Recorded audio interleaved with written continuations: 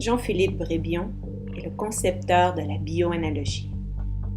Également auteur du livre L'empreinte de naissance, il a découvert un cycle biologique structurel de 27 mois autour de la naissance que nous répétons toute notre vie, 100% programmé, 100% libre.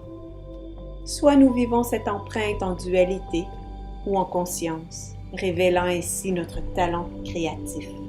Nul besoin de connaître notre passé, tout est inscrit dans notre empreinte. Nous sommes le vécu et ressenti de nos parents. Nous sommes 100% programmés et nous sommes donc 100% libres de vivre ce principe soit dans la dualité, soit en conscience, et ainsi nous réaliser. Donc je vais vous donner quelques exemples d'imprégnation de cette empreinte. Il lui manque un mois, ou alors j'aurais tellement voulu qu'il naisse le 25, il est né le 20, il lui manque 5 jours. Donc ça ne va pas être quantitatif, c'est la façon dont c'est vécu. Maman qui accompagnait sa fille de 11 ans, et elle me dit, ma fille est née à 8 mois. Et alors je lui dis, mais comment avez-vous vécu cela? Et je me suis dit qu'après tout, ma fille sera prête avant les autres. Et la petite fille a à ce moment-là un visage complètement illuminé, parce qu'en fait, cette petite fille, elle a 1 an d'avance. Elle est première en classe, et elle est toujours prête avant les autres. Être prématuré, ça ne programme rien de positif ou négatif. Tout ça dépend de la façon dont les parents vont vivre ça. Mais être prématuré, c'est aussi être mûr avant les autres. Mais je peux aussi le vivre comme il me manque quelque chose pour être complètement en paix. Ne pas être attendu.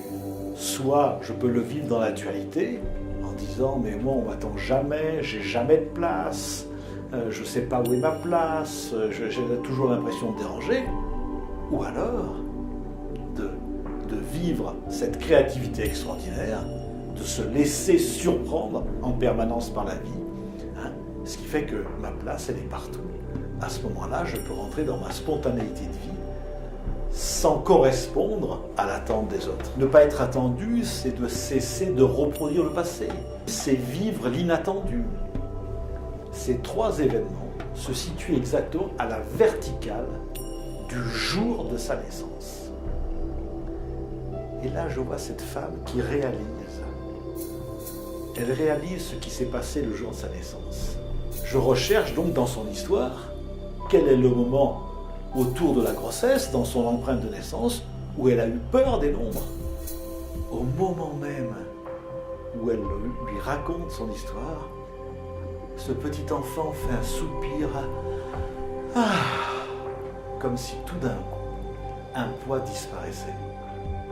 C'est de répondre instant après instant aux événements de notre vie quotidienne, parce que tous ces événements sont porteurs d'un principe au service de notre paix intérieure et au service de notre conscience. Rien de ce qui a été inscrit dans notre empreinte de naissance est positif ou négatif. Ce qui va s'imprégner, ce n'est pas l'événement, mais c'est la façon dont l'événement est vécu par le père ou par la mère.